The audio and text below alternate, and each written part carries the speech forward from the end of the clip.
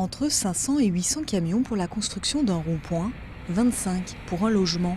Chaque chantier génère des centaines de mètres cubes de terre, dits déchets inertes. Problème, une soixantaine de lieux seulement accueillent cette terre en Haute-Savoie. On va vider de plus en plus loin. Les camions, d'après une étude qui a été menée par BTP 74, font en moyenne à Haute-Savoie 52 km pour les vider leur terre. Et donc c'est un non-sens écologique. Chaque année, 15 millions de kilomètres sont ainsi parcourus sur le département par des camions remplis de terre. Cette ancienne carrière, exploitée pendant 30 ans sur la commune de Chavanneau près d'Annecy, les accueille. C'est une installation de stockage de déchets inertes, ISDI. 700 000 m3 de terre rempliront ces 10 hectares en une dizaine d'années. La construction en général, les matériaux, tout ça, ça génère un chiffre d'affaires assez faramineux sur l'ensemble du bassin.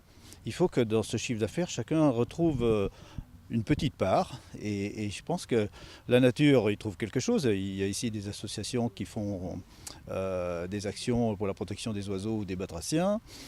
Tous ceux-là sont aidés pour le faire, l'entreprise le fait également. Les habitants récupèrent un peu d'argent, ça fait un peu moins d'impôts quelque part. Et il faut que tout le monde trouve quelque chose. Un gain de 2 millions d'euros pour la commune sur les 40 ans d'exploitation. Pourtant, les collectivités peinent encore à mettre en place ces sites. Les habitants sont peu friands des allers-retours des camions. Dans le Genevois, État, communes et professionnels se sont mis autour de la table pour anticiper et une poignée de sites potentiels a été identifiée.